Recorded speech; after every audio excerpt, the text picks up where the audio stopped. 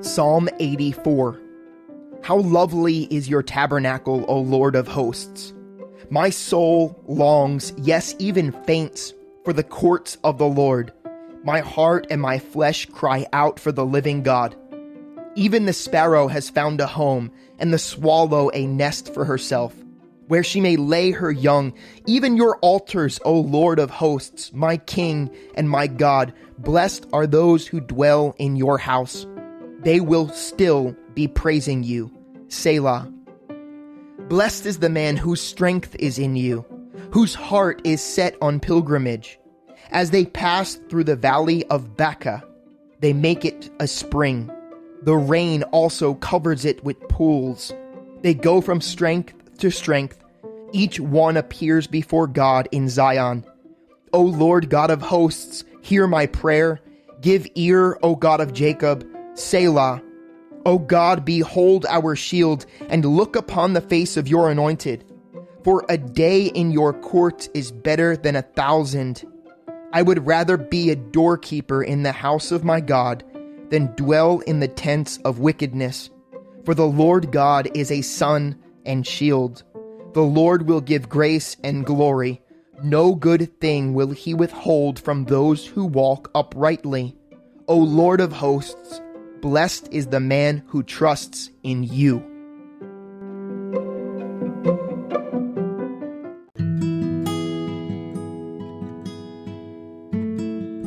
First Samuel chapters 21 to 24. Now David came to Nob to Ahimelech the priest. And Ahimelech was afraid when he met David and said to him, "Why are you alone, and no one is with you?" So David said to Ahimelech the priest, "The king has ordered me on some business and said to me, 'Do not let anyone know anything about the business on which I send you, or what I have commanded you. And I have directed my young men to such and such a place. Now therefore give what you have on hand. Give me 5 loaves of bread in my hand, or whatever can be found.' And the priest answered David and said, 'There is no common bread on hand, but there is holy bread. If the young men have at least kept themselves from women.' Then David answered the priest and said to him, 'Truly, women have been kept from us about 3 days since I came out. And the vessels of the young men are holy, and the bread is in effect common, even though it was consecrated in the vessel this day.' So the priest gave him holy bread, for there was no bread there but the showbread which had been taken from before the Lord, in order to put hot bread in its place on the day when it was taken away. Now a certain man of the servants of Saul was there that day, detained before the Lord, and his name was Doeg, an Edomite, the chief of the herdsmen who belonged to Saul. And David said to Ahimelech, 'Is there not here on hand a spear or a sword?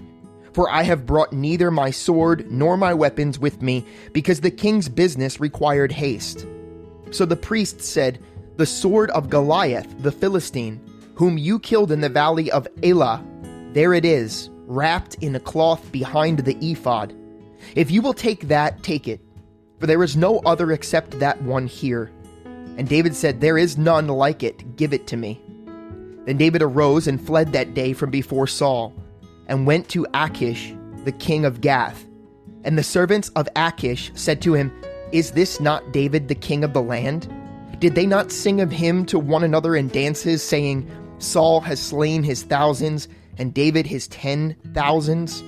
Now David took these words to heart, and was very much afraid of Achish the king of Gath. So he changed his behavior before them, pretended madness in their hands, scratched on the doors of the gate, and let his saliva fall down on his beard. Then Achish said to his servants, 'Look, you see the man is insane. Why have you brought him to me? Have I need of madmen, that you have brought this fellow to play the madman in my presence? Shall this fellow come into my house?' David therefore departed from there and escaped to the cave of Adullam. So when his brothers and all of his father's house heard it, they went down there to him. And everyone who was in distress, everyone who was in debt, and everyone who was discontented gathered together him. So he became captain over them.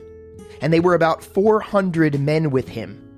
Then David went from there to Mizpah of Moab, and he said to the king of Moab, "Please let my father and mother come here with you, till I know what God will do for me."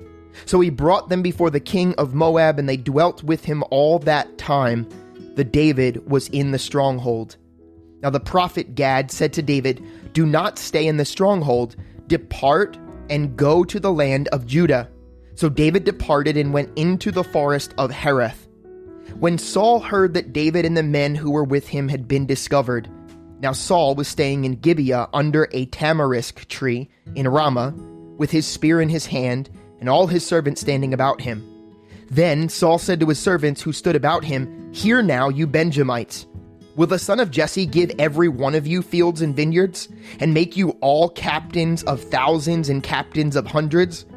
All of you have conspired against me, and there is no one who reveals to me that my son has made a covenant with the son of Jesse.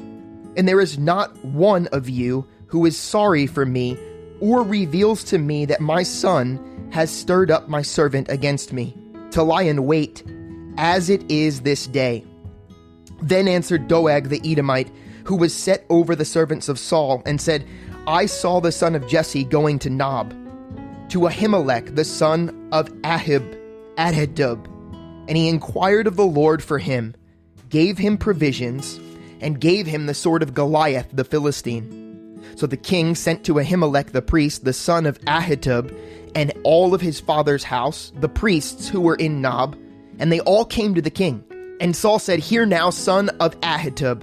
He answered, "Here I am, my lord."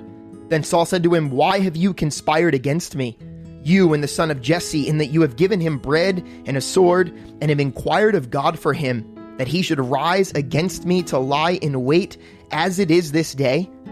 So Ahimelech answered the king and said, "And whom among all of your servants is as faithful as David? Who is the king's son-in-law, who goes at your bidding, and is honorable in your house? Did I then begin to inquire of God for him? Far be it from me. Let not the king impute anything to his servant, or to any in the house of my father. For your servant knew nothing of all this, little or much." And the king said, "You shall surely die, Ahimelech, you and all of your father's house." Then the king said to the guards who stood about him, "Turn and kill the priests of the Lord, because their hand also is with David, and because they knew when he fled and did not tell it to me." But the servants of the king would not lift their hands to strike the priests of the Lord. And the king said to Doeg, "You turn and kill the priests." So Doeg the Edomite turned and struck the priests, and killed on that day 85 men who wore a linen ephod. Also Nob, the city of the priests, he struck with the edge of the sword both men and women, children and nursing infants, oxen and donkeys and sheep with the edge of the sword.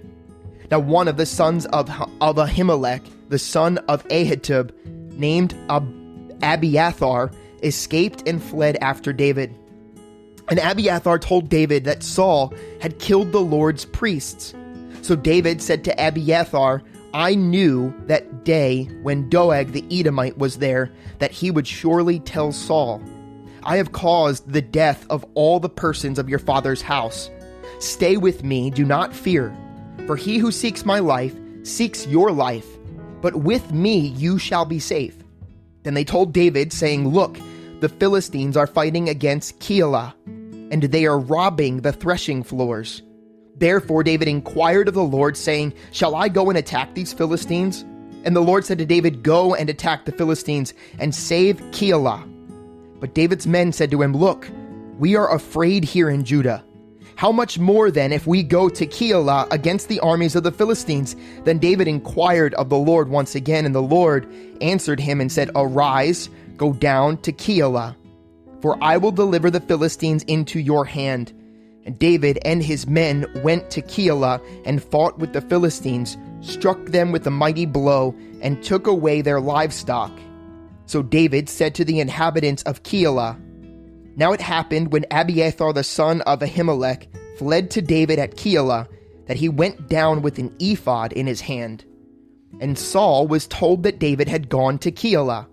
So Saul said, God has delivered him into my hand, for he has shut himself in by entering a town that has gates and bars. Then Saul called all the people together for war, to go down to Keilah to besiege David and his men. When David knew that Saul plotted evil against him, he said to Abiathar the priest, "Bring the ephod here."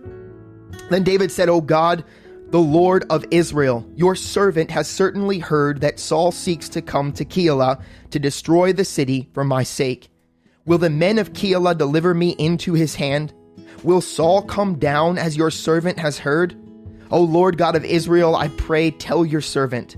And the Lord said, "He will come down." Then David said, "Will the men of Keilah deliver me and my men into the hand of Saul?" And the Lord said, "They will deliver you." So David and his men, about 600, arose and departed from Keilah and went wherever they could go. Then it was told Saul that David had escaped from Keilah, so he halted the expedition. And David stayed in the strongholds in the wilderness and remained in the mountains in the wilderness of Ziph. Saul sought him every day, but God did not deliver him into his hand. So David saw that Saul had come out to seek his life, and David was in the wilderness of Ziph in a forest. And Jonathan, Saul's son, arose and went to David in the woods and strengthened his hand in God. And he said to him, "Do not fear, for the hand of Saul my father shall not find you. You shall be king over Israel, and I shall be next to you. Even my father Saul knows that." So the two of them made a covenant before the Lord, and David stayed in the woods, and Jonathan went to his own house.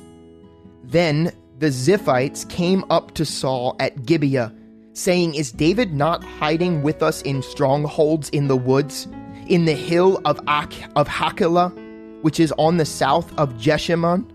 Now therefore, O king, come down according to all the desire of your soul to come down, and our part shall be to deliver him into the king's hand." And Saul said, "Blessed are you of the Lord, for you have compassion on me. Please go and find out for sure and see the place where his hideout is, and who has seen him there, for I am told he is very crafty. See therefore and take knowledge of all the lurking places where he hides, and come back to me with certainty, and I will go with you. And it shall be, if he is in the land, that I will search for him throughout all the clans of Judah." So they arose and went to Ziph before Saul. But David and his men were in the wilderness of Maon, in the plain on the south of Jeshimon. When Saul and his men went to seek him, they told David. Therefore he went down to the rock and stayed in the wilderness of Maon. And when Saul heard that, he pursued David in the wilderness of Maon. Then Saul went on one side of the mountain, and David and his men on the other side of the mountain. So David made haste to get away from Saul, for Saul and his men were encircling David and his men to take them. But a messenger came to Saul, saying, "Hurry and come, for the Philistines have invaded the land." Therefore Saul returned from pursuing David and went against the Philistines, so they called that place the Rock of Escape. Then David went up from there and dwelt in strongholds at En-Gedi. Now it happened when Saul had returned from following the Philistines that it was told him, saying, "Take note, David is in the wilderness of En-Gedi." And Saul took 3,000 chosen men from all Israel and went to seek David and his men on the rocks of the wild goats. So he came to the sheepfolds by the road, where there was a cave, and Saul went in to attend to his needs. David and his men were staying in the recesses of the cave. Then the men of David said to him, "This is the day of which the Lord said to you, Behold, I will deliver your enemy into your hand, that you may do to him as it seems good to you." And David arose and secretly cut off a corner of Saul's robe. Now it happened afterward that David's heart troubled him, because he had cut Saul's robe. And he said to his men, "The Lord forbid that I should do this thing to my master, the Lord's anointed, to stretch out my hand against him, seeing he is the anointed of the Lord."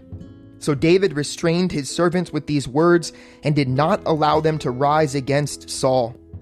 And Saul got up from the cave and went on his way. David also arose afterward, went out of the cave, and called out to Saul, saying, "My lord the king." And when Saul looked behind him, David stooped with his face to the earth and bowed down. And David said to Saul, "Why do you listen to the words of men who say, 'Indeed, David seeks your harm'? Look, this day your eyes have seen that the Lord delivered you today into my hand in the cave, and someone urged me to kill you. But my eye spared you, and I said, I will not stretch out my hand against my Lord, for he is the Lord's anointed. Moreover, my father, see, yes, see the corner of your robe in my hand. For in that I cut off the corner of your robe and did not kill you. Know and see that there is neither evil nor rebellion in my hand, and I have not sinned against you. Yet you hunt my life to take it. Let the Lord judge between you and me, and let the Lord avenge me on you, but my hand shall not be against you. As the proverb of the ancients says, wickedness proceeds from the wicked, but my hand shall not be against you. After whom has the king of Israel come out? Whom do you pursue? A dead dog? A flea? Therefore let the Lord be judge, and judge between you and me, and see and plead my case, and deliver me out of your hand. So it was, when David had finished speaking these words to Saul, that Saul said, Is this your voice, my son David? And Saul lifted up his voice and wept. Then he said to David, You are more righteous than I, for you have rewarded me with good, whereas I have rewarded you with evil. And you have shown this day how you have dealt well with me. For when the Lord delivered me into your hand, you did not kill me. For if a man finds his enemy, will he let him get away safely? Therefore may the Lord reward you with good for what you have done to me this day. And now I know indeed that you shall surely be king, and that the kingdom of Israel shall be established in your hand. Therefore swear now to me by the Lord that you will not cut off my descendants after me, and that you will not destroy my name from my father's house. So David swore to Saul, and Saul went home, but David and his men went up to the stronghold.